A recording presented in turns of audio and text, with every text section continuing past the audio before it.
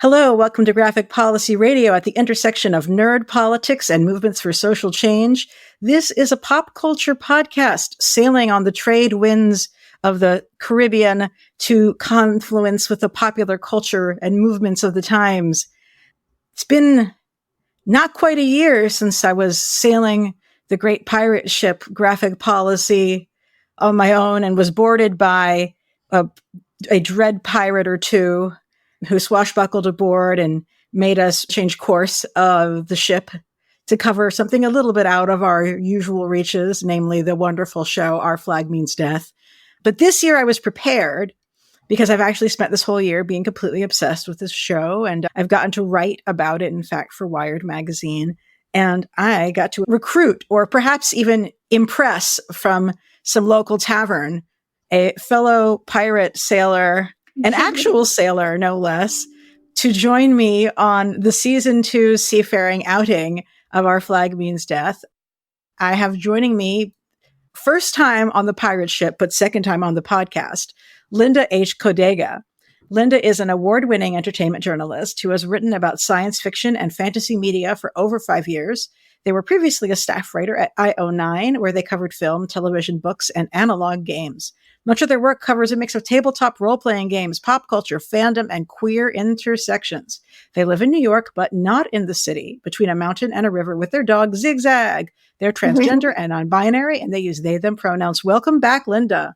Hello. Happy to be here. Very excited to talk to you about the new pirate show. The following episode was recorded before we got word of the bad news that Our Flag Means Death would not be getting a season 3.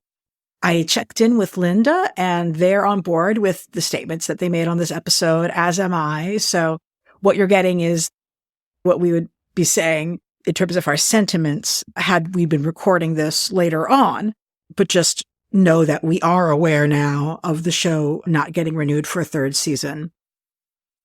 I do want to flag for folks that there is some fan activism coming from the Our Flag Means Death fan crew. Efforts folks are making to get the show renewed elsewhere or find another home for it, and other ways folks are trying to show support for the series respectfully. If you're interested in that kind of effort, I recommend you go to their website, which is OFMD-crew.com. That's the acronym for Our Flag Means Death-crew.com. And you can find petitions and other actions that they are taking there. So this season, I'll just say to listeners that if you have not watched the series, you should go and watch it. We are going to be doing a full spoilers conversation for season 2. I recorded a season 1 episode a year ago that has a lengthy segment that is spoiler free. So if you don't know, if you want to watch this show, which is the queer pirate workplace comedy full of class war and amazing historical fiction and humor. If you don't know if you want to watch it, you can go listen to last year's episode, and there's some spoiler-free content, and then you can make the correct choice and watch the series. And then after you're done with both seasons, come on back and listen to this. We've described this series as an HBO show, but it's a queer swashbuckling romance / workplace comedy. I mean, that's the tagline here. Tell me, Linda, how did you get interested in the show? Yeah, so I didn't watch the show until I had 2 or 3 people basically tell me that Our Flag Means Death was very much my jam and I needed to watch it immediately. So I didn't watch it when it first came out. I think it took 2 or 3 weeks before I realized, oh, this is my shit. And then, of course, I devoured it pretty quickly when it first came out. And then I followed up with a bunch of articles and talked to a bunch of people and had a good time. And then, of course, when the new season came out, I got screeners and I watched it and I conducted a bunch of interviews. And I really focused in on the finale in a lot of ways, which I thought was an interesting inflection point for this show, an interesting moment just in fandom, and a lot of thought and just thinking about how queer storytelling works and then when it fails. So that's how I got in my journey on the Caribbean main. Mm. with this. Well, With this. I yes, like we're just going to keep doing pirate metaphors. And you actually sail, so you're like not going to completely be making shit up like I am. That's true. I've been sailing since I was a kid. I actually grew up sailing in Hampton Roads, which is the area where Blackbeard, after he was killed, was brought, like his body was brought to Hampton Roads and his head was stuck on a pike. So I sailed back past the little island where like his head was on display for a good part of my childhood. It was Blackbeard's spit and you just sailed by it. Nothing there now. Hampton Roads is also like a really fun little town that has like a Blackbeard festival every year. I was wondering, so it's like a cultural phenomenon there. It is, and you just go down to that waterfront where I sailed out of, and there's like tons of pubs and bars and definitely like a Blackbeard themed bookstore when I was growing up. So a lot of even back then. I know, that's interesting to me. Yeah, it doesn't surprise me now, but I'm impressed that was true then. You know? Yeah, I mean, it was just one of those things where it's just like one of those kitschy, cutesy little like claims to fame that kind of like small towns without a lot going on kind of latch onto. So that was that. And then, of course, I spent a lot of summers on the North Carolina, those barrier reef islands, because it was pretty inexpensive for 3 families to get a house down there over the summer. And easy to tell the kids to go to the beach for fucking 5 hours and then deal with us later. And my parents actually live on the North Carolina barrier islands now, like full time. They retired down there to the beach. And yeah, there is tons and tons of pirate stuff there. Obviously, that's where Blackbeard sailed around in his later years and where he buried treasure on Ocracoke and on Roanoke and Nag's Head and all those fun places. There's even a Steed Bonnet street. Really? Yeah. I think that's before the show. Oh my God. Way before the show. That area of America has just like a really rich history with pirates. It's called the Graveyard of the Atlantic because so many ships, both pirate and just general commercial and private ships got wrecked right along there. It's so wild. Like, it's so far from the Caribbean, except also like Bermuda is way the fuck up north. I had no idea. Yeah. Yeah, I mean, it's far from the Caribbean, but definitely piracy had a lot of roots, or a lot of roots is in the way that they travel, and roots is in like historical roots up and down the East Coast. And it kind of like went right up to the Potomac, like pirates went into the Chesapeake Bay. For those who don't know American geography, that's very close to Washington, D.C., our nation's capital. Yes. I am from over there, and I had no idea that there was pirate history at all over on the Potomac. We don't talk of such things. Yeah, I mean, just a little bit, like barely any, but there are reports of like pirates and brigadiers and were in that area, especially because in like the 1700s, when the golden age of piracy was happening in the Caribbean, it wasn't quite the city it is now. Or even the city. It wasn't the city it is now when my parents were children, so it definitely was not. It was basically a swamp with 3 tents. And they're like, yeah, we don't need this. They did not have the Smithsonian or Ben's Chili back in those times. What was the kind of narrative around the pirates that you guys had? Were they framed as dangerous but fun? Were they pseudo-heroic underdog? Or how was that? I think a lot of it was definitely folk heroes and tall tales. The way that you would view like Paul Bunyan in a lot of ways was the way that I grew up hearing about Blackbeard and Charles Vane and like all of those, and Captain Kidd and all of those kind of pirates. These like anti-establishment folkloric heroes in a lot of ways, fighting against the man, freeing people, going to the high seas and pursuing their own kind of weird lifestyle. Definitely very, not really villainized quite in any, not villainized, I think is a good way to put it. Just, they're pirates. They're bopping around doing their piracy thing. And it was very much not seen as dangerous criminals and like brigands. More like, oh yeah, they're just sailors out there having a good time. And I'm imagining though that the queer aspects were not. necessarily part of the conversation at that point. Not really. I remember learning about Mary Read and Bonnie and Calico Jack and their little like threesome that they had. I think that was very scandalous to learn as a teenager. But that was kind of the extent of it, I think. Because there was this one story of I think it was Mary who was like fighting someone and she would rip her shirt to show her breasts during battle to distract the men she was fighting against. The Red Sonja offense, as it were. Yeah. God, the mythology is kind of intense. I have to say though, like this really dovetails with one of the topics that we were thinking about like, you know, in the finale in the series in season 2, a highly controversial finale. I mean, one of the things that I was really drawn by and thought was really powerful and great was the debate between Izzy Hands and Prince Ricky, the pirate wannabe turned pirate catcher, and the question of who gets to tell your story.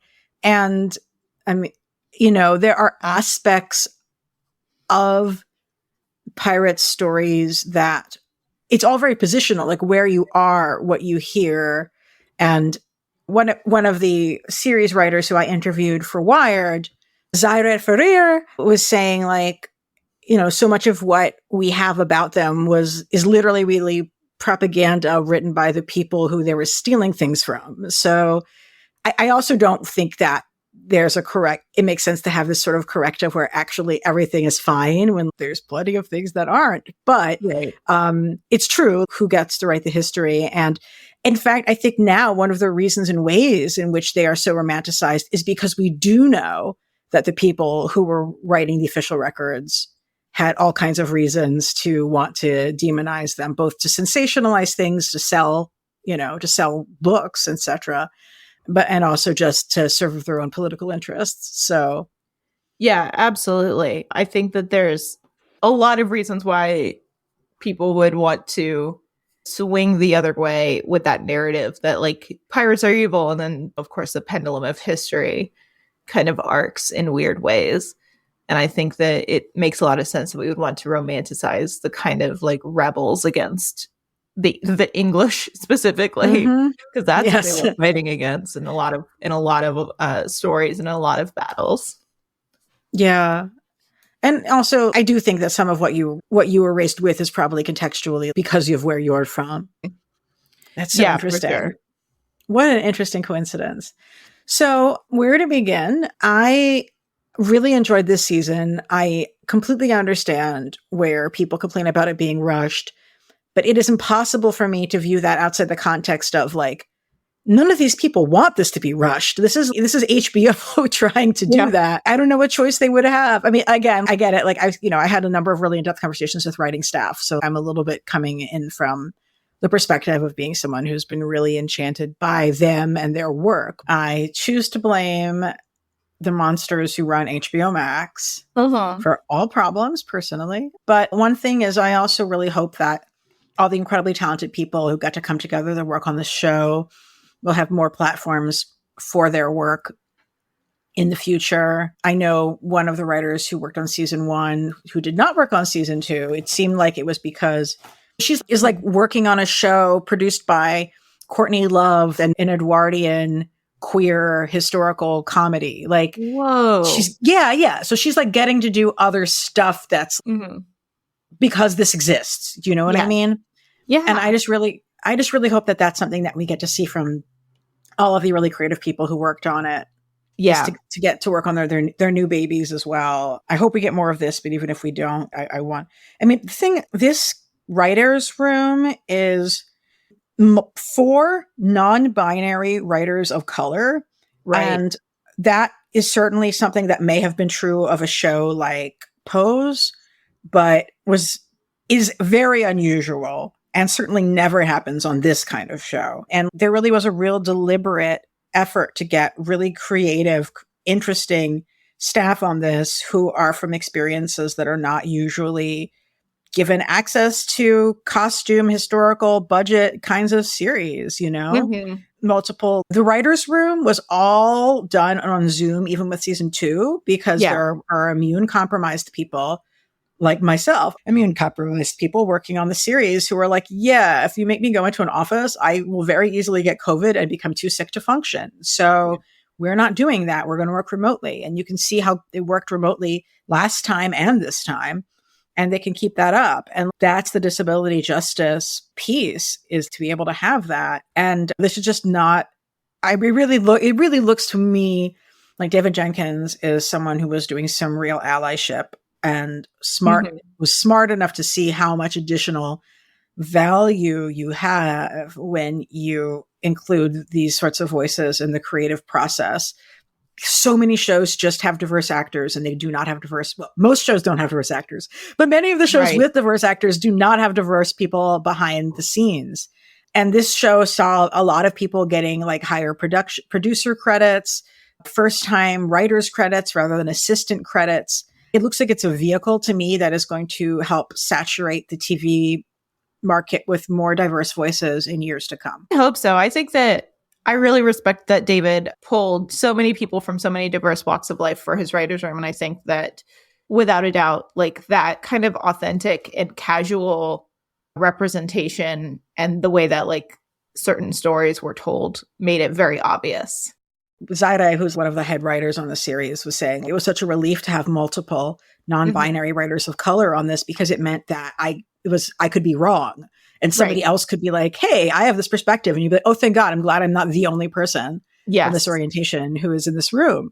And I'm like, yes, that would definitely be a big relief to have it not just be on you to understand and represent it all. Yep. It's so special. But that's all background information. And yes, what we did get to see on screen did feel rushed. The question is, I don't know how they could have done it differently, because what are the options to cut down on the storylines? And if you cut down on the storylines, then people will be upset because you're missing out on moments that we really want with some of the other members of the cast who've become really special and beloved. Yeah, I mean, who knows? Because I mean, the plan with the pacing, it was always supposed to be 8 episodes. It was never going to be a 10-episode season. So when they started writing, they knew their limitations in ways that obviously impacted how they wrote the season, because that's just how seasons break. That's how you break an episode. But they did save a lot of money by going to New Zealand and by building sets that they could reuse. There was a lot of corner cutting, not in the negative sense of it, but in the more practical, like, okay, how do we get this made on a budget, and specifically on our budget? Yeah. I'd also be interested in knowing what were they paying Taika Waititi and Rhys Darby to be in that series at that point? Because I mean, they're just huge actors, and Taika was in this season. Taika certainly, yeah, and Taika was in the season like a lot more than he was in past seasons. So I suspect that there was probably like some consideration towards, we want Taika in this as much as possible. Let's make sure that we have that budget squared away no matter what. Yeah. But it's crazy to have a smaller budget for this season after the success of season 1. Yeah, it's fascinating. But it's also, I think the fact is this isn't the kind of television that's going to win awards. It's not the kind of television that's going to get any Emmy nominations, or not going to get Emmy nominations that HBO necessarily cares about. And it is expensive because it's a period piece, no matter what, you know? It just, the people who run HBO are hostile to narrative television because they want to make reality TV shit. And it's sad to see this have to be made under those circumstances. I am amazed, though, that shooting in New Zealand, because getting things to New Zealand is very expensive, ends up being more affordable. But you get to have really beautiful vistas, obviously. So I know that they were able to hire crews from New Zealand. So they didn't have to get a lot over there. They were able to just use what was there because New Zealand has such a bustling and thriving film industry. So it was like I'm pretty sure it was all like New Zealand crews and New Zealand people on set. Right. And you're right. They're going to have local equipment and stuff like that. So it's not like you're putting a giant lighting system on a ship. But yeah, do you feel like you could sense a difference in the sense of place this season through that? Honestly, no. I don't Yeah. think that I think they did a really good job kind of matching everything up. And I think that our Flagbean's death kind of exists in this weird nebulous space anyway. It definitely exists in a kind of version of the Caribbean that has never really existed. So I didn't necessarily feel any friction there, which I thought was really well done. Yeah, I thought that it was clever the ways that they disguised it was New Zealand throughout the production. Thinking back with pacing on all that, I mean, would you have any sort of big picture thoughts about how this season was for you as a viewer? Yeah, so I think ultimately I found this season a little disappointing, not necessarily because of the pacing or anything, but because the storyline just wasn't tight as it was in the first season. It just like meandered a little bit, and it was, for me, there was like the big ending where, of course, fan favorite Izzy Hands gets killed. That fell really flat for me, just because there was like one moment where Izzy, as he's dying, tells Blackbeard. It fell flat for me because there was this one moment where like Blackbeard and Izzy are embracing. Izzy is dying. Blackbeard tells Izzy, "You can't leave me. You're my family. You're my only family. I really need you." And Izzy is like, "Look at the crew. They love you and they're your family." And I'm just like, what? And I think that's what that's the part that broke me, because the whole season, the crew's trying to get rid of Blackbeard. The whole season, even Blackbeard's friends can't stand him. Even Fang is just like, "Blackbeard, you need to shut the fuck up. We are fishing. You need to be quiet." And it's just like the whole season is the crew trying to like get away from Blackbeard or kill Blackbeard. And then at the very end, Izzy is like, "The crew loves you." And I'm like, are we sure about that? I don't know. I kind of disagree here. I think that they're, with Fang, this is like family trying to get you to get out of your shit and correct yourself. I definitely think that there are a range of opinions about Blackbeard held among the crew, but I don't necessarily see folks trying to get him to get his shit together as being at odds with him being seen as family by people, by certain people within the crew. That's totally fair. It just really felt for me that there wasn't a lot of work done narratively to make that kind of like final death pronouncement to Blackbeard feel really earned, especially when we had that kind of like great self-eulogy from Izzy Hands when he's talking to Prince Ricky. Yeah. Okay. I am obsessed with that scene. I mean, okay, just to be clear, like, I am not saying that it's good that they killed this character. I would have loved to have seen him continue. But if you're going to have a character die, giving them a speech in which they summarize the themes of the show and demonstrate how they embody the themes of the show is as big of a like send-off as you could possibly give someone. Like, yeah, that, like, they literally have him like sit down, do this scene that should absolutely get an award for it, but won't because of the biases that you speak of. Like, the performance was outstanding. Oh my God. Like, just deliver, like, right? Oh my God. Deliver like this is the whole season. Just taking everyone for a fucking ride. I mean, just truly tremendous performances. And I'm so glad that this is an actor who's been discovered through this series. Like, God bless. But like, they give him like this absolute like Oscar speech, if only. And like, he's telling you, the viewer, like, this is the point of the series. You think because you have the power that you're going to get to control the narrative, but you don't actually get to control anything, because we are just that compelling that people want to hear about us and remember us, despite the way you like the Ricky is like, "I'm going to write the book about you guys and people are going to listen to my version of the story. And that's all that matters." And he's like, "No, we actually do matter as people, but also our story is going to be told by the people who support us." And I'm like, thank you. Yeah.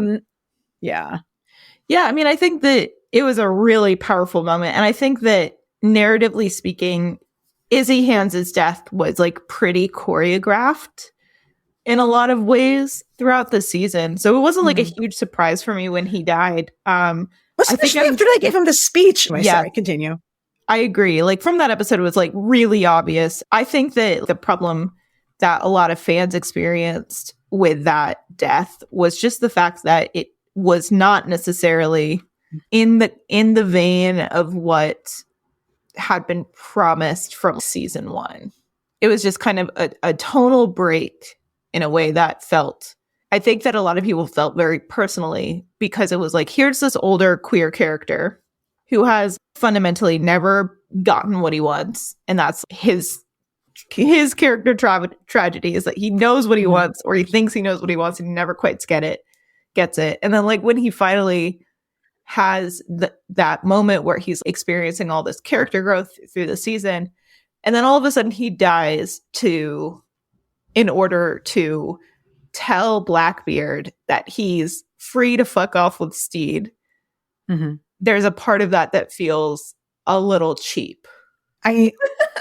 Yeah, I mean, I think in an environment where there were more queer older characters and stories like this, I don't know that people would have the same kind of response to it. Yeah, I agree with you. I think that the fact that people really attach themselves to Izzy is not only like a trans allegory, but also like this elder gay man who is just kind of like not good. He's a kind of a bad man in a lot of ways. Yes. But I think that's one of the reasons why people really attached onto it, because he did embody a lot of the themes of the show, and he clearly knew. The writers clearly knew that. Obviously, they're very smart people and they know what they're doing. And it was just one of those things where, because he embodied those moments of the show so clearly, when he died in this way that a lot of people just felt wasn't really worthy of him, especially after that great speech, especially after what he had been through the whole season. It just felt like there was a way that you could have killed him and like made it like a little bit more in service to the whole story, rather than just in service to Blackbeard. But also, who knows what season 3 is going to be like, if there is a season 3.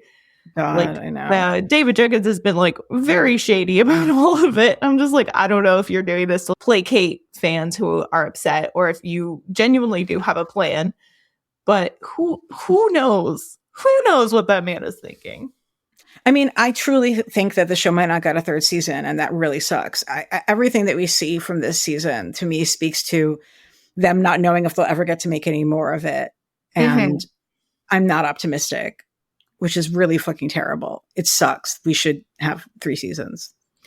Yeah, I think they were very aware that they might not get season. And when I spoke to David Jenkins, who's the showrunner writer for IO9, he was of the same vibe, right? Where he's like, well, we don't know if we're going to get another season, and we wanted to make sure that the story stood on its own regardless. Yeah. I mean, I just think ultimately you have a very large cast of people, and you have a main couple in the story, and like that's what's going on here. And I think in order to do the kind of story that folks would want for Izzy, he would be the main character, and that's not how it's built. Yeah, I think that there's definitely like a version of fandom that would want Izzy to be the main character. And I think that there's also a way to keep Steed and Blackbeard as the main characters in the main couple, which is that's the point of the show. Yeah. And to have, like, at least in their eyes, you know, according to fans, been a little bit more kind to Izzy. And to be clear, again, I'm sure nobody believes me, but I really do think like he's one of my favorite characters in the show. It's just, I'm someone who's comfortable with bad things happening to characters I like. That's something I'm okay with. Yeah, I think that most people, I mean, like I did this like kind of massive write-up on Izzy Hand's fans and how like his death affected the community. And I think like the vibes I got from most folks were really like, we would have been okay with him dying. It just felt to a lot of people, and like to me a little bit, that like it didn't feel earned in a way that I thought would be like really a little bit more respectful to that character. Because like he dies on this like kind of from a stray shot after fighting all his life. And then there's this one like moment where he's like, that's a suicide mission. And Sita's like, it's only a suicide mission if you die. And then he dies. Well, yeah. I mean, but isn't that so like this show, though, that Steed goes and does something and someone else dies? It is, but like Steed never gets consequences. Yeah, he's rich. I mean, so I don't know. It's one of those things where that worked. It worked for season 1 and worked for like half of season 2.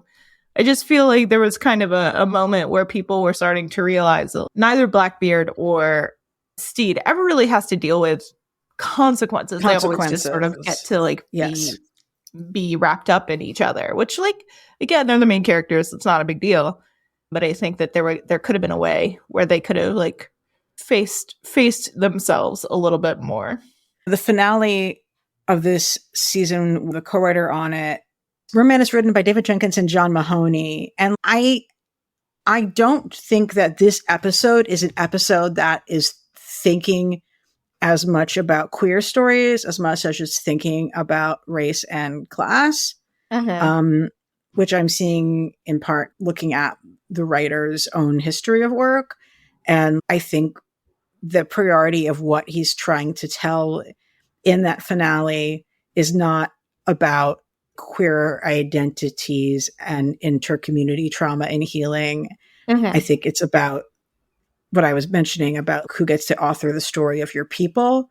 And that if that's the conversation, then does the queer elder, I mean, I don't even know if you want to define him as that, but like, I mean, there's multiple queer elders in this show, but whatever. You know, like their fate is not necessarily like the main question if that's your priority of this part of the story. Anyway, enough about that whole piece. I was really excited about the introduction of Archie this season. She is a blast. Excited. I didn't get much from her. Well, I mean, Tell me out here. Yeah. So, I mean, I just, for me at least, I didn't enjoy her very much. I know that a lot of people did, and you obviously didn't. And I would love to know why, because maybe I just don't get it. Help me out. Well, I like the actress. I think that, the actor, I think that they were really endearing and funny. And I appreciated, I think having a character who was new to the crew in season 2 was useful for certain things happening. I know that the reason she was made for the series is they wanted to have an older queer woman, like who would be in a relationship with Jim, because they wanted to like look at those kinds of friendships, and they wanted there to be more people of more genders on the ship. And I thought that was pretty compelling. One of the writers I was speaking with for the series we were talking about, you know, having relationships with people who've been in the scene longer than you. Yeah. We have this, you know, she's been like in the snake cult, yes, but has been also like pirating for longer. And it feels like a kind of a queer relationship that happens a lot, and that we wanted to like see that. And I appreciated the way of addressing the group, like the inter-supportive potential polycule or continuing growing complicated queer family of like Jim and Olawande. But like Archie is very much like that lesbian that we know who Yeah, she was. She's going to fix your bicycle like for you, and then you're going to get drunk, and we're going to get really drunk at an Ani show. And she's like that lesbian. And I'm like, yes, I'm very excited about that lesbian. So I totally see what you're saying now that you've laid it out.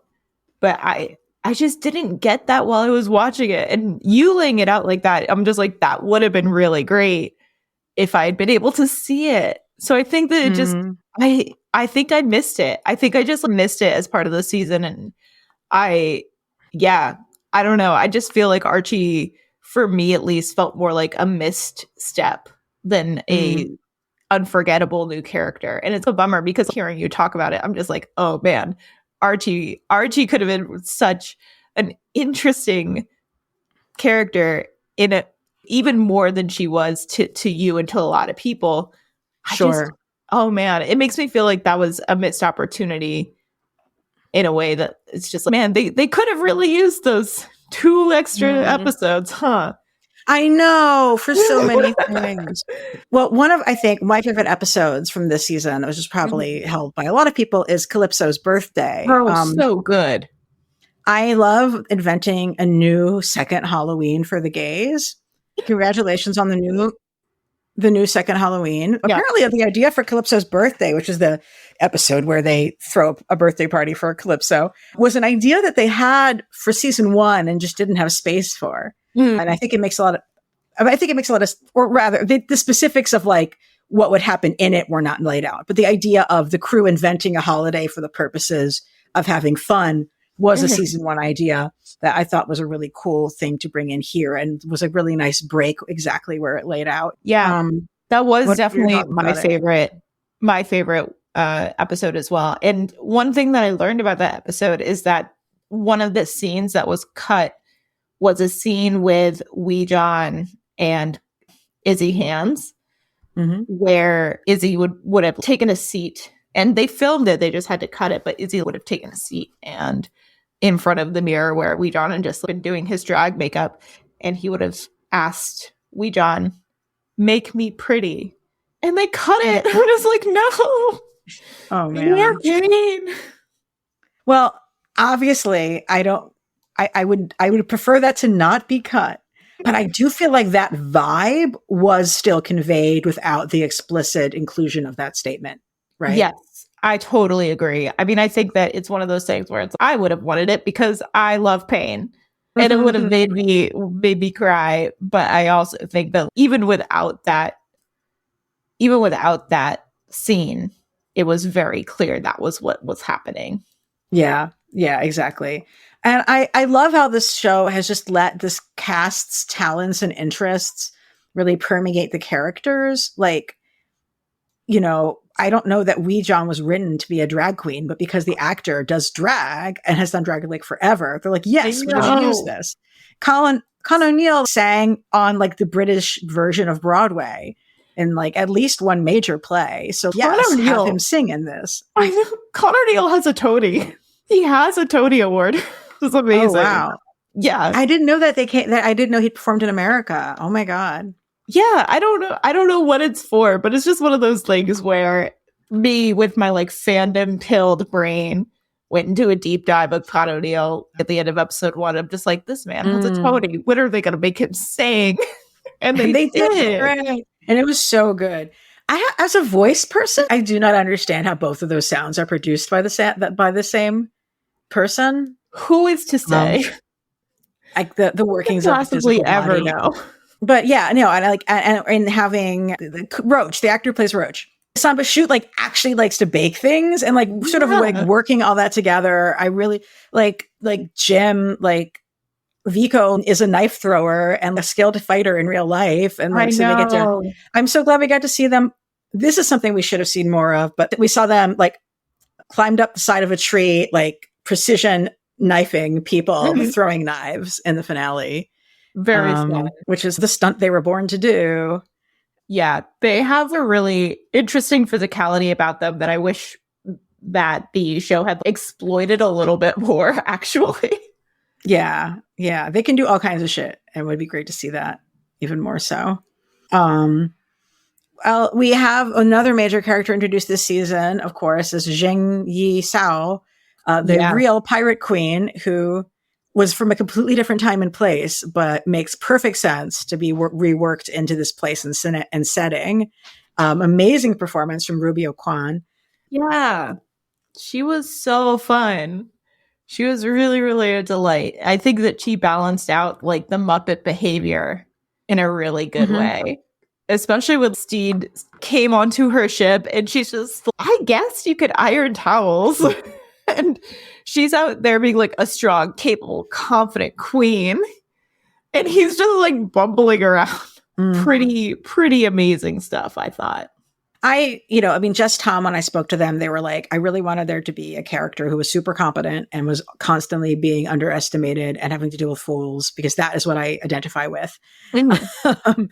And I'm like, yes. And I love like Zhang has a whole different system of how how she's running her pirate empire Mhm. that is just much larger and more and hyper competent than what we see the other pirates in the Caribbean doing. Yeah. And like trying to align that as like the dominant pirate force for the region. And frankly, it would have been smart for Ricky to not screw her over, to actually have a pirate partner with the government. And that is what the government of China did, in fact, IRL. Yeah. They were like, you know what? Deal with her. They were like, They please made a deal stop. with her. Please stop. We'll give you anything you want. I just enjoyed all the different kind of character pivots they were able to give her, where she can be like really serious and also really sweet and have that kind of full range of personality and character there. Yeah. It was one of those things where the only thing that kind of annoyed me about her story, and this is such a nitpick, this is like the nitpickiest of nitpicks, is that grandfather clocks don't work on boats. They don't work on boats because there's no way for them to level, and they have to, so they just don't work on boats. And I'm like, this is a major plot point, and it would not work. It's just very funny to me personally.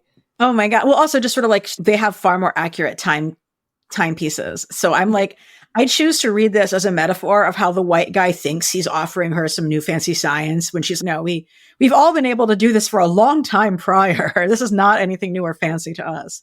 Yeah. It was one of those things where I was like, oh my gosh, this is such a silly thing for me to obsess over. And yet here I am. It's okay. I understand that. Ricky, it broke my brain having someone be identified as a minor prince who is British. But so we could all have our like historical thing that we got hung up on for real significant no reason. Yours is a minor prince from England. Mine is grandfather clocks don't work on boats. Yeah. So tell me, what are your thoughts about Ricky Barnes? I keep wanting to call him Ricky Barnes. God, to be honest, I really loved him. Yeah. I thought he was like very hateful as a character, but I thought he was just another very good foil for Steed, and the group is just like someone who really wants to be queer, really wants to be a part of the scene, and then they realize how hard it is, and they become very self-hating in a way, and I'm just like, Ricky. So yeah, I really liked him as an antagonist. I thought his story was very good. I thought it was like it developed really well. Yeah, I think that Ricky was probably one of the best, in my opinion, one of the best written parts of the whole season. He's just a great mirror to Steed. It's like, what if Steed, but terrible? But without any kind of moral compunctions whatsoever. Yeah. I mean, as much as we talk about like Steed being clueless and privileged and all of those things are completely true, he is also the person who began season 1 saying, people say piracy has to be like terrible and violent. And I ask, but what if it doesn't have to be? Like he wants things to be good for people. He is incredibly selfish and thinks about himself first, but he also wants things to be good for other people.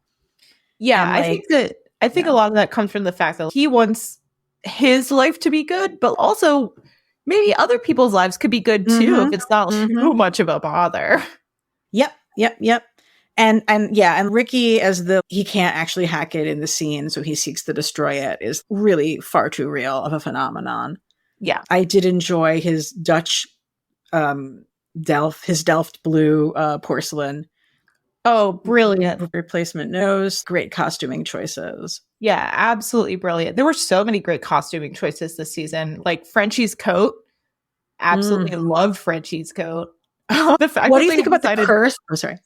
Yeah, the curse. Oh man, the cursed outfit was wonderful. And also the decision to just put Blackbeard in this fucking sackcloth onesie with a little kitten bell around his neck. I died. I thought it was so funny. It felt very much in line with like the cruise. No, we actually need to know where you are at all times, so we're putting a bell on you. Like so silly. But yeah, what do you think about the? Oh, right. Sorry, I do want to talk a little bit more about the Calypso episode. Do you think that Calypso's birthday has potential holiday status? at least within the fandom, if not beyond. Oh, yeah. I think that the problem is that there wasn't really, unless the holiday becomes like the air date of that episode becomes Calypso's birthday. Yeah, I think that it could very easily become a fandom holiday. I can see people like publishing zines on that day or having like bangs surrounding that week leading up to it, or yeah, just having like a celebration in interesting ways, or doing meetups or whatever. It could absolutely very easily become a holiday. We need like a second Halloween. And I like the idea of everybody coming together, bringing different pieces and like doing that challenge show together, doing those performances together. Yeah, I think it'll depend on whether or not we get a third season. Because I think that if the show ends now, it'll end in a way that has like a lot of fractured fans. Yeah. So I think that the show deserves an opportunity to, get those fans back and get that hype back again, and maybe even find new fans in order to like really establish itself as kind of like queer canon in a more, just like in a more established, like more like in a way that like preserves its longevity. I think it really needs a third season. I really hope we get one. Good God. One thought I also have is, for folks who are not familiar with the song that Izzy sings, Ma Vie en Rose, is a song with real queer history to it. It was a song a lot of drag performers have performed historically. And there's even a film about a young trans kid that was made in the 90s that was called La Vie en Rose. That was like one of the big new queer cinema international film successes of the period. So like that is a really studied decision to tie Izzy's performance in with queer history by that song selection. Because it could have been anything, obviously, since they don't care about historical accuracy. Right. So reaching for that in particular is extra bonus gay.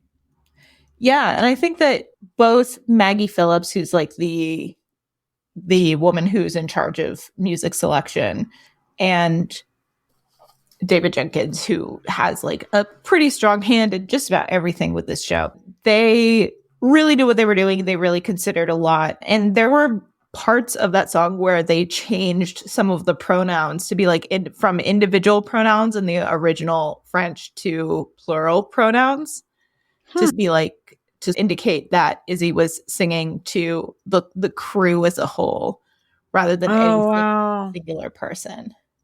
It did not even occur to me to try to pay attention to the French words. So I really appreciate you telling me this. This just blew my mind. We were just so enraptured by like Con O'Neill's voice. It's just like that is what he sounds like when he's singing. Absolutely crazy. That's so cool. Were there song choices of the soundtrack nature this season that you really liked? I thought that Run song, like how that was worked in, was like fucking intense.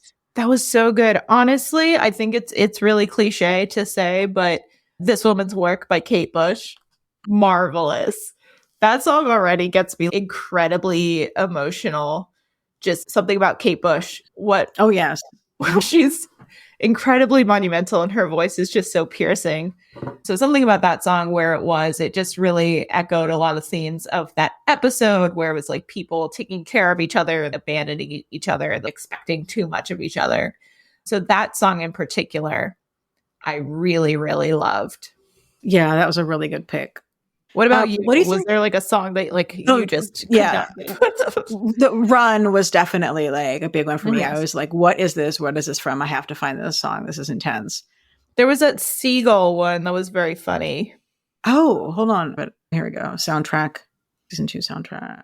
Oh, they used Strawberry Letter 23 by Suji Oates, which was a lot of fun. I enjoyed that song. What episode was that in? It was during the wedding. Oh, interesting. When they stormed, not the good wedding between Pete and Lucius, but when they stormed the wedding. Got it. Where they steal the pirate figures and stuff like that.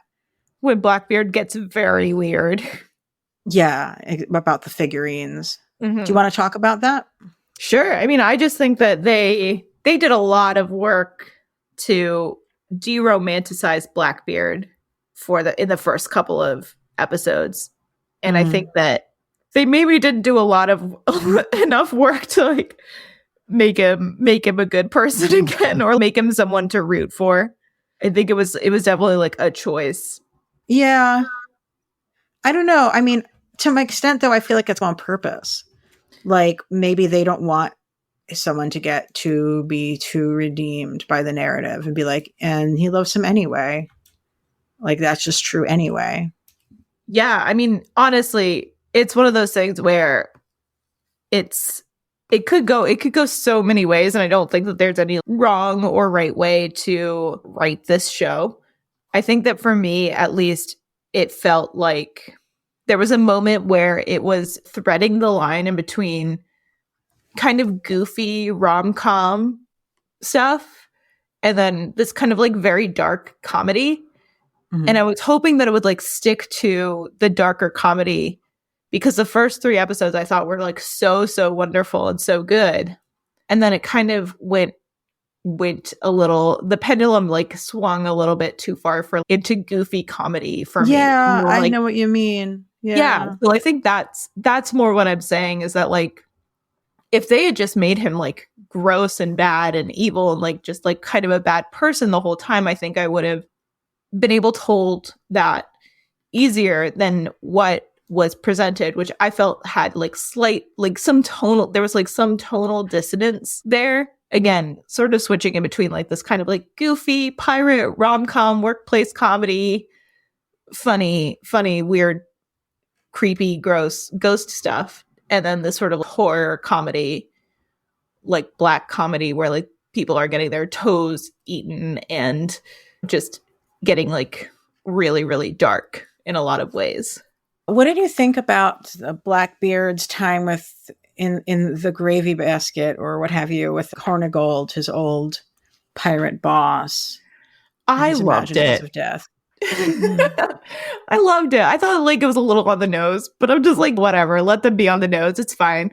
I thought it was fun. I really enjoyed it a lot. I thought it was this really great development for Blackbeard. And there was a moment where he was like pretending to open the inn and Hornigold was just being an utter bastard. And I'm just like, this is the best cinema that I've ever watched in my life.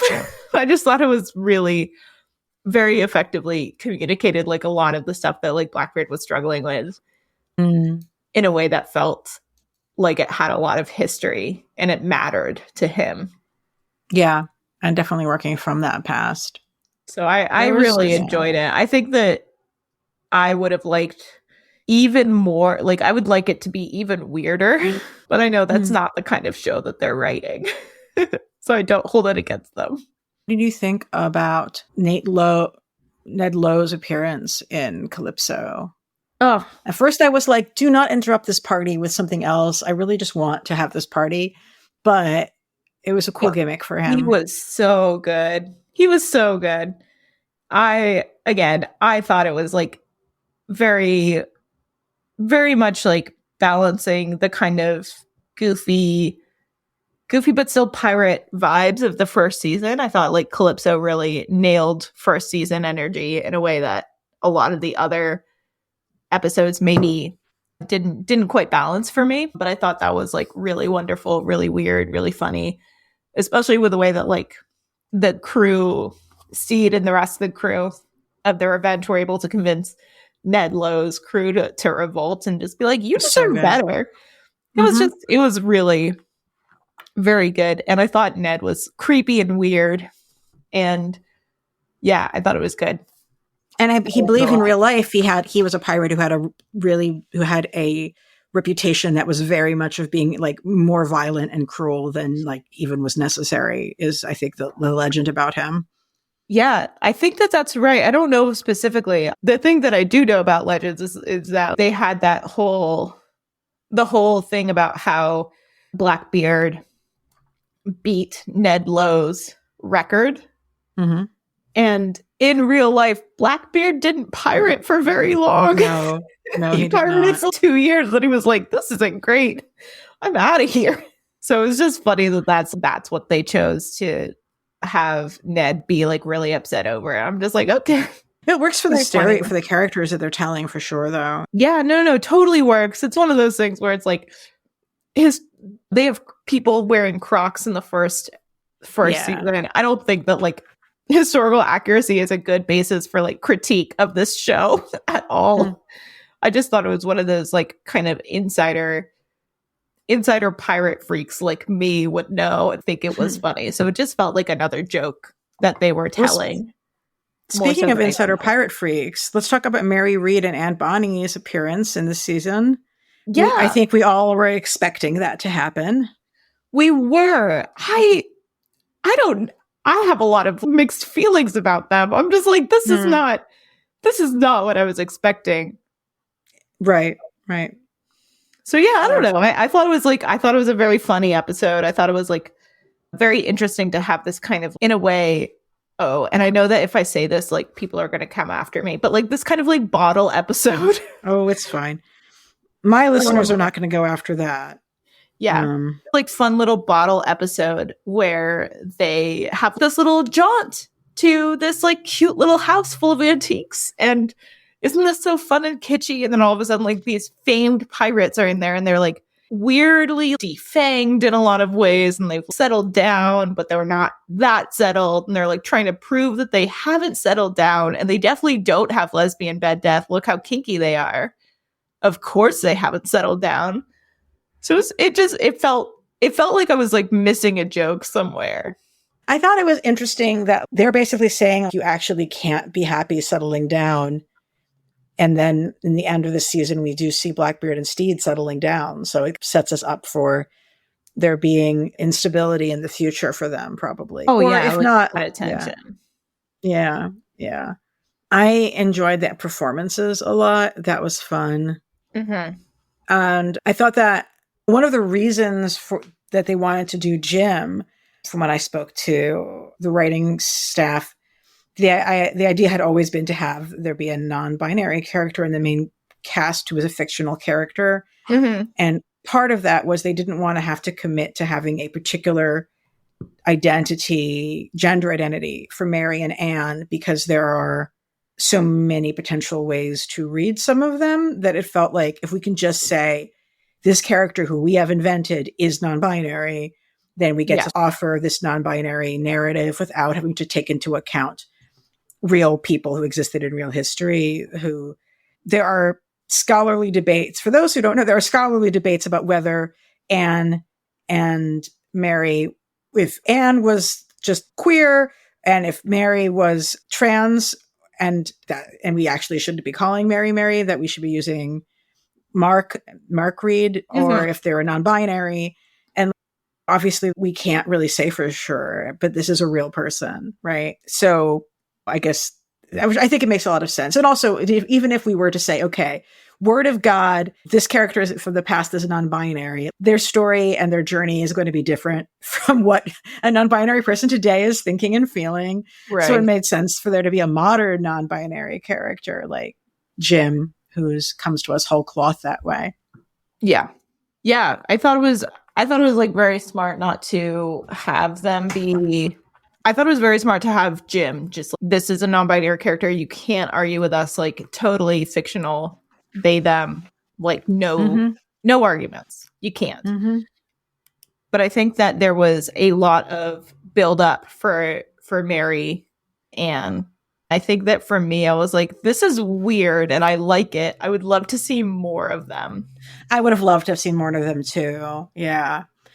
But just from a historical standpoint, it is inarguable that Mary and Anne were in a relationship with each other. It is inarguable that they were queer, but the language we use to describe their gender is not something that we can be like, put a full stamp on this for what we would want to call this. So yeah, absolutely. Stuff's complex. But I don't want people listening to this to get the idea that we think that they're not queer. If you want to hear more about their history, we talked about it at length when we covered season 1 with T. Faulkner, because T is like a huge nerd about them. So anyway, so even though they don't appear in season 1, we got to speak about them significantly when we covered season 1. But yeah, they were a lot of fun. And I liked how they both got stumbled on completely separately. And they got connected anyway. I'm trying to avoid seeing you. And yet I'm stumbling into your living room regardless. Absolutely, like, flawless sitcom comedy.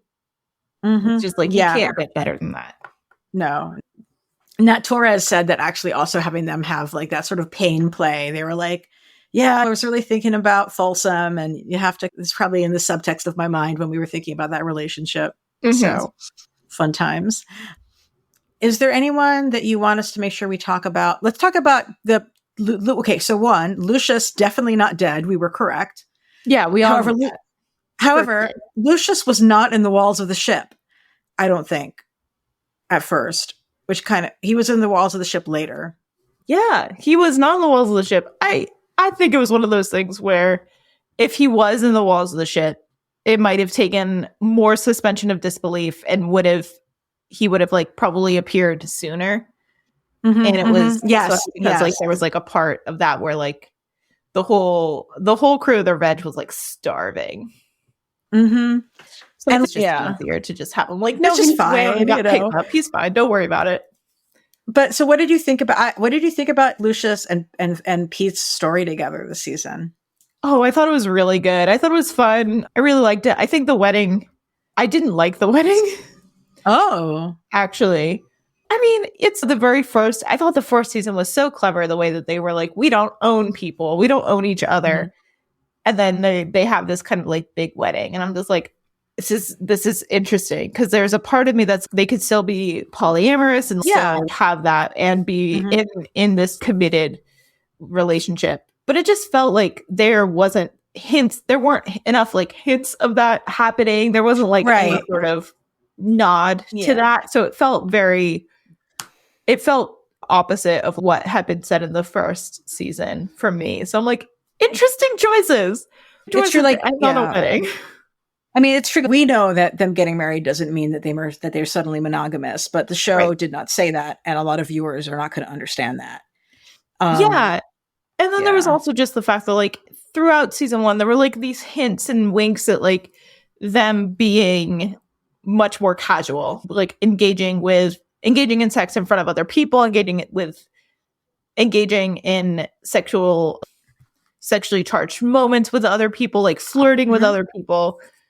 And this season really didn't see a lot of that, which, I mean, I think it was fine. Lucius was like, well, they missed each other, and they're their primary partner, and they missed each other a lot. And I don't know. I don't think, I agree that most viewers will probably read them as being monogamous now. I don't think the text requires that reading. But I also understand why, given like, oh my God, I thought you were dead, would be a moment where you're predominantly focused on your partner who's, oh my God, they're not dead, and maybe not thinking as much about other people. Yeah. I think it's not, I don't think that this show is really making a statement on polyamory. It might have in the first season, but this season definitely reins that in a lot of ways. Well, I don't even know necessarily how, like, we have like a quadruple with like even though we know that Olawande and the Pirate Queen are going to be on a different ship than Archie and Jim, like they're all dancing together too. So there's like a bit of like ambiguity between some of those relationships as well, though, in this season. Yeah, that's fair. I just thought it wasn't quite as obvious as season 1. And I think that's my only point. It wasn't quite as obvious for me in this season. And then like to end on this very, like this wedding, I was just like, I think, yeah. Well, it was important for the season to have a wedding, I think, and it wasn't going to be Steed and Edward. So it was sort of like, well, who is it going to be? It has to be theirs. Yeah. And I found the ceremony touching and sweet, personally. And like, I now pronounce you mateys is like kind of my favorite thing because of the historical context of that, which I wrote about in my piece for Wired. But speaking of characters changing, I always said in season 1 that Buttons is actually definitely a druid. Like he actually has powers and can do limited magic. I felt very validated by the season 2 agreeing that this is true.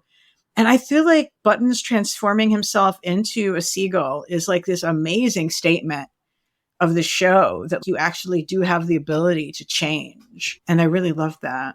I want to see more of it. I'm curious. I think that for me, I didn't see it quite as much of a statement as you did. This is why we need a season 3. We do. We really do. Because I'm just like, I don't know how to feel about so much of season 2. I'm just like, I guess. But yeah, it's just really how it feels. Man, a third season would clarify, would make so much of season 2 better for me. So what was your read of Button's story this season? I thought it was just so ambiguous, right? Like he had this like very fun reaction with Auntie, and he had this like really interesting, like, he's a druid and like he has this magic and stuff is happening, but is it happening? And it was like this cheeky wink. So I don't know. I think he was gone too soon from the season. And I just think that it was just, there was such an ambiguity. Did he transform into a seagull? I think he definitely did. He disappeared. So?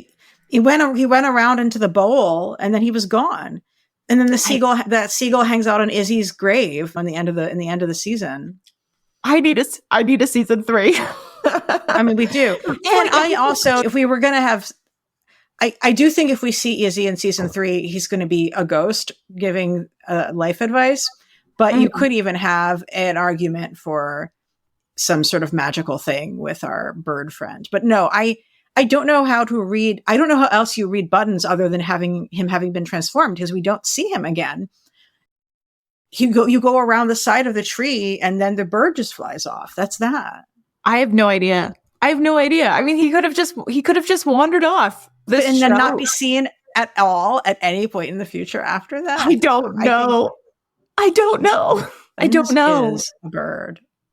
I think I just think that there's so much about it that could go literally any direction, and I would believe it. But until that direction is, I think, more explicitly spelled out for me, I'm just like, I don't know what happened. I think he just wandered off. I'm going with the simplest explanation is probably the explanation for this show. But I don't think him wandering off is the simplest explanation if we don't see him again. I don't know. I really don't know.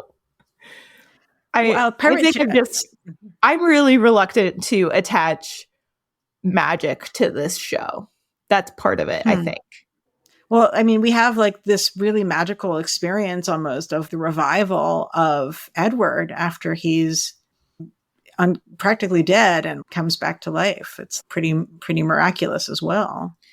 Yeah, I agree. I think that's miraculous, but that feels much more in line with Muppet physics. That's sitcom physics to me. Yeah. It's like, of course he's totally fine and he could just wake up from this really horrible injury that he sustained. Yeah, Muppet physics. Who people can fall and get shot, have their toes cut off, and be like, have their leg cut off with anesthetic. It's fine.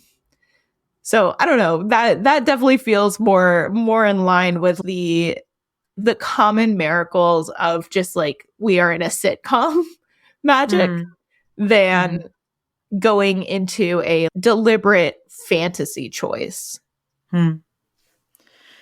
The prosthetic unicorn leg is fucking brilliant. Like, the whole thing with the figurehead of the ship as unicorn being this very gay symbol, and having that broken gay symbol become literally a vehicle that the crew uses to give Izzy a workable body is really powerful. And they did a great job with that. Apparently that was not originally in they didn't originally, that was like not in the original draft of the story, having the unicorn. I know, it's so perfect. Yeah. Yeah, they did a really good job with it. What do you think about Steed's arc during this season? That's such a good question, because his arc was really like, he gets everything he wants, right? He gets the infamy, he gets his ship, he gets his crew back, he gets Blackbeard. And then he realizes, oh, maybe it's not what I want. Maybe I should change everything I want so I could be with Blackbeard and be what Blackbeard wants me to be, which is leaving the ending just, again, so open-ended. I know that they are not going to have a good time. They are just not going to have a good time running this in together when for so long Blackbeard is this certain kind of person and Steed wants to be that person. And now he's like going back to what he used to have. I don't know. I think, again, gosh, season 3. Well, the thing is, Steed is going to fucking die if he stays being a pirate. I mean, even with his magical aura or whatever, if they're really running it in together, then Steed gets to live and operate in the pirate milieu without having to do things he's bad at, and instead gets to do things he's good at. So in a story without the constraints that this has, I don't think that he would end up running it in this early. But like that does make a lot of sense. That is a good thing. That would be a good personal choice for him, is all I'm saying. Yeah, a good personal choice, but it's not the choice he wants. So yeah, I'm interested. I think that his arc is really getting what he wants and realizing that maybe it's not what it's cracked up to be, and becoming this sort of like feared pirate, becoming this killer, and not quite understanding the consequences in a lot of ways. Mm-hmm. Yeah, and this season begins to touch on that more with him killing Ned. Yeah.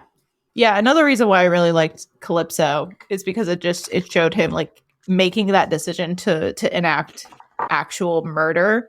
Yeah. In a way where he just accidentally did a murder in season 1. Yeah, and it wasn't like a self-defense. They could have kept him prisoner and dropped him somewhere. No, like, it's one thing to be like, this was like killing someone by choice. This was cold-blooded murder, and it made a real impact on his character in a way that I was just like, I want more of that, actually. Very interested to see what he feels about that. Mm-hmm. And of course, that's when they finally have sex. Yeah. Ooh, very fun. Very fun times. I mean, good for them, but yeah, a choice was made. I really did not know that Steve was going to have him walk the plank, actually. I did not know that until it happened. Yeah, I agree. They definitely had it a question mark up until the very end. Yeah. And I'm not complaining about the choice. I'm just saying, like, how much the story could have had to go either way, really. Mm-hmm. What did you think about a storyline with him in the cursed costume, the cursed outfit? Yeah. And I do think Frenchie is allergic to peanuts, but that's a side issue. I think that it was kind of like classic Our Flag Means Death, cursed outfit and peanut allergy, combining it with disastrous effects. I really liked that episode because it had a lot of moments between Steed and Izzy that I thought were really good. There was like this one moment where they're taking over the ship and Steed does a good job and Izzy just sort of like gives him a little thumbs up. And I'm just like, it's so good. It's so good. Getting pirate lessons from him I thought was smart, because this is the kind of thing, it's like, you should have been doing this the whole time. I know why you didn't. I understand why you didn't. But you could have had access to that knowledge the whole time, and it would be a good idea to do that. Learn a thing. Yes. So that was really, I loved that episode. It was just like classic pirate bullshit. Like, it's cursed. Like, clearly cursed. Yeah, I don't believe in curses myself, but if those specific circumstances occurred, I would 100% defer to what other people were saying, because that's enough. Do you know what I mean? Okay, people feel that this is cursed in significant enough numbers. I am not going to be, and let's be honest, it is like a really chinsily made outfit. I'm surprised that Steed liked it that much. Yeah, it was very frou-frou, and I loved it. It was like this is so flamboyant. But it was also like Spirit Halloween pirate outfit, not like the really good ones that most of them have been wearing the whole time. So I'm like, give it up. Is there anything we haven't hit on yet that we think that we really should? I think we've covered so much. I mean, I think we're good. I think we've got a little, we nailed all of it. Nailed it all. So in conclusion, God, I really want season 3. Mm-hmm. I understand why things ended how they did this season. Well, tell our readers where they can keep up with your amazing work online. Well, Twitter is probably the best way to see what I'm up to. It's at Lynn Codega, LINCODEGA. I also have a very casual Substack called Clickbaiter. So clickbaiter.substack.com. I love that handle. That's such a great handle. Thank you. You should come hang out with me on Blue Sky. I am on Blue Sky. I just don't use it very often, but I'm Lynn Codega there as well. LIN Codega. Mm-hmm. That's excellent. True. And for me, I am on Blue Sky with my last name as my handle, LEVIN. And I am still on Twitter, but I'm trying to cut back some. The handle there is ELANA_Brooklyn. That's ELANA_Brooklyn. And yeah, check out my article from wired.com. Check out Lynn's articles for IO9 and then yell at IO9 because they need to not be letting go talented, brilliant people for more from us about the series. And I really hope that we'll have the opportunity to talk about this again in a couple years too. Season 3, baby. Keep it geeky.